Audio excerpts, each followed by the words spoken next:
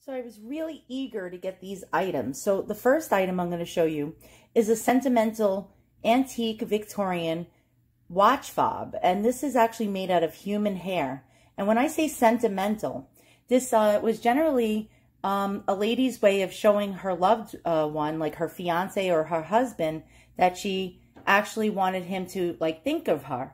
So a lady would cut off the locks of her hair and send them into a mail order company to be turned into a piece of jewelry for her husband-to-be or her husband. Or this had more of a morbid type of connotation to it. And generally, when someone died during the Victorian era, a man or a woman would send their loved one's hair into a mail order catalog company and have something made into it, like a piece of jewelry. So it wasn't only a watch fob chain, it could be any other kind of jewelry. And this particular one was owned by a lady by the name of Elizabeth Williams, and this was her diary as well. So I'm going to show you her diary in a moment. But first off, I just wanted to show you this. Now, I believe she had this made out of her hair. I don't know the full story behind this. But what's really, really interesting is that, now, the seller, might I add, did not know what this is. He thought this was a piece of rope. He thought it was a necklace and a pendant made out of rope. And I knew right away that this was human hair, and I really wanted it in the worst way. Now look at the workmanship on the weave. It is absolutely amazing, and it's in like almost mint condition. Now he was kind enough to place it in this beautiful box, and it's like perfect for the actual item. Now what's even more interesting is the actual watch fob charm. And so a lot of pocket watch chains had fob charms on the end, and these actually happen to be like made out of some kind of mother of pearl or ivory. I'm not sure. I have to really take a look at it through a magnifying glass. And what these are they're just not just a charm. It's not just binoculars or opera glasses. This actually serves a function. And what this was called a stanhope. And a stanhope was a microscope. And so these had lenses in them, and they actually work. And it was a microscope, and underneath the microscope lens is a piece of paper. And back then, you can actually, if you were a tourist, say you went to Niagara Falls or Europe or any place where they actually had a high incidence of tourists visiting, you could buy something like this. And when you looked inside of it, if you went to, say, Niagara Falls, there would be the Niagara Falls in there, like a picture, a scene of Niagara Falls. You can actually, if you were religious, there was a lot of ones made with religious innuendo in it. Also, there was quite a nefarious thing as well. Men would buy these and there would be nude photos in them. And that was the way that they got pornography back then, discreetly. So I find that very interesting. Now, when I look through the little lens here, I don't know if you can see it. I'm going to try to actually see if I can get it to work. There are the 10 commandments in there. And in a moment, you'll see why that's very important for the other item. So let me hold it up to the light and see if you can see the 10 commandments. Hold on 1 second. It's very hard to focus. You see that little white thing in there that's floating across the lens? When you put your eye up to that, you actually see the 10 commandments. I don't know if you could see that. You see it? You can see the 10 commandments with a cross. It's very hard for me to show you. Let me zoom out a moment. Hold on. And see if maybe by zooming out, you can actually see it.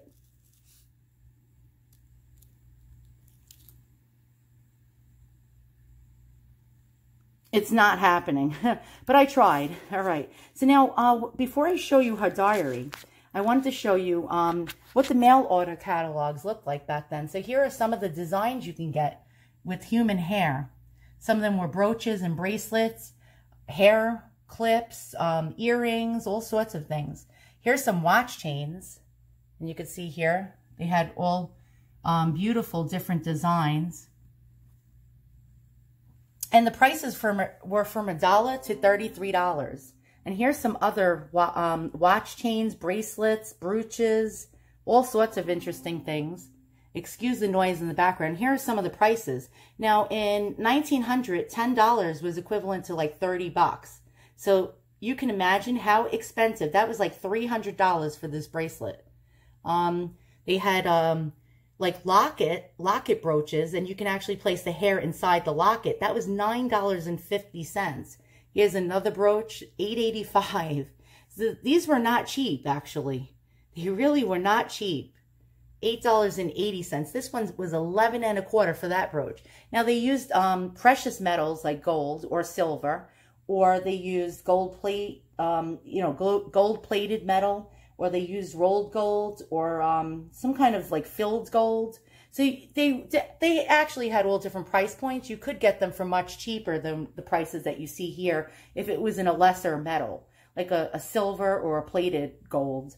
So now the actual highlight is that the same seller had this, and this was actually together, but sold on different auctions. And I saw this and knew right away I had to have it. Now, I'm very snoopy and very nosy, so any kind of journals or diaries, I want them because I like to read other people's thoughts and innermost feelings.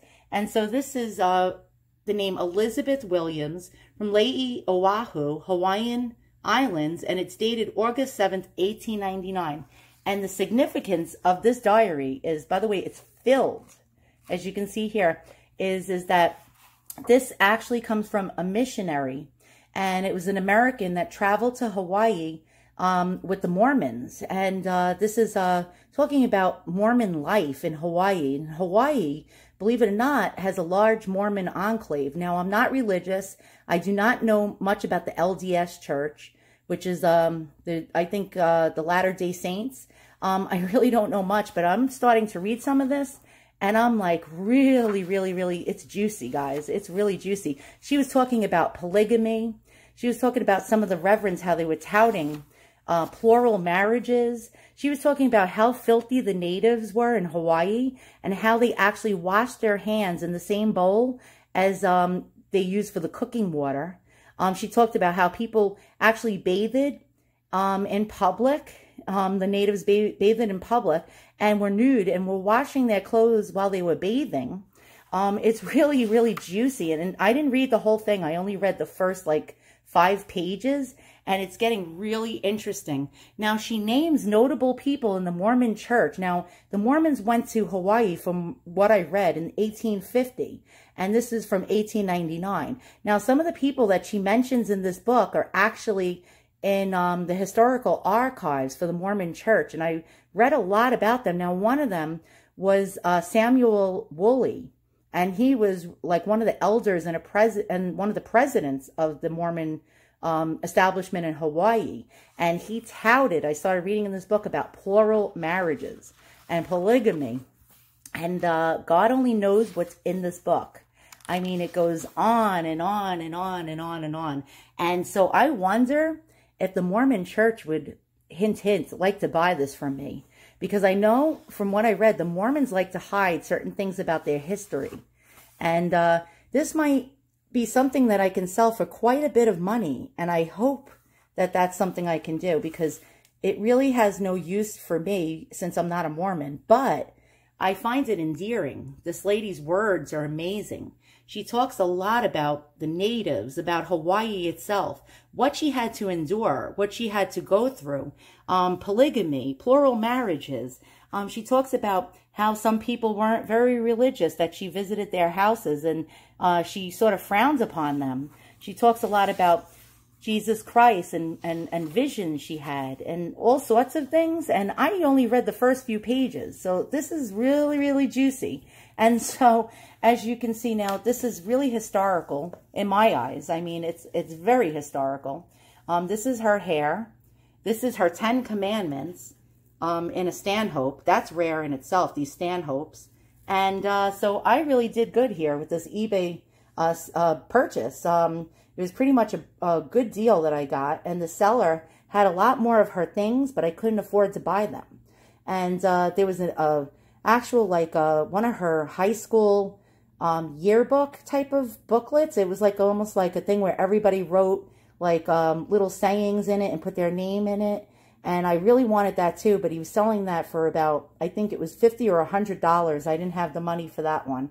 But I got the 2 most important pieces of Elizabeth Williams' life out of all the things that I saw him selling. So once again, thanks for watching, and maybe I'll post all the juicy tidbits about the Mormon church in my upcoming videos. Thanks for watching. So I'm in shock right now. So I thought this was the end of the story, and it was going to take me a long time to find more information on Elizabeth Williams. Well, 5 minutes after filming this video, I found her photographs. Take a look, guys. You want to guess which one she is? She's actually right here. That's our Elizabeth Williams. Oh my goodness. So let me get my magnifying glass and let's take a look. So that's what she looked like. I can't believe it. So it mentions her name, Sister Missionaries, Lady Plantation Mission Home, 1899. And that's when she started her entries in the diary. And it says back left to right, Jenny Mussa. And this was her friend that she mentions in the diary, Jenny Musser, right there at the bun. And she mentions her quite a bit. Now, I didn't read more than maybe 5 pages, but she mentions Jenny quite a bit. And it says, these 6 women were the only sister missionaries serving on the Lady Plantation in the Hawaii mission in January to February 1899. Very, very cool. It's like a ghost is looking back at me, guys. It's so amazing. I just can't believe this. So the next photo, this is a group shot of all of them. And so she's actually, it says back, standing left to right, Elizabeth Williams. And here she is with the flowered dress right there, staring right back at us. And her friend Jenny Musser is right there with the bun. And so there she is. And then she's with the group. It says the Smiths, Davises, and Missionaries, Lady Plantation Mission Home, possibly on February 3rd, 1899. Now, in her book, the first couple of pages mentions a Samuel Woolley, and he was the president, actually, back then. So here she is. Let me just try to pull up my magnifying glass so maybe we can see her better. It's a little pixelated, but it's so unbelievably haunting. It's like a ghost is staring back at us right now. And I just find this really amazing. So here's some of the other people that were in the mission with her. And as I read the diary, I'm going to probably recognize a lot of these people that are actually listed here in this photograph.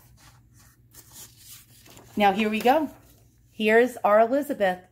And it says Elizabeth Williams and Polynesian Latter-day Saints, possibly students, Lady Plantation, 1899. Williams probably served as a teacher at the school on the plantation. Here's the students. And here is Elizabeth. And she's holding her book. That looks like the diary. Oh my God, imagine if that's the actual diary that I actually got on eBay. Let me just pull up the magnifying glass. Let's try to see her better. And there she is, staring back at us. And I think that's the diary in her hand. It could be. It's a possibility. That is just absolutely amazing.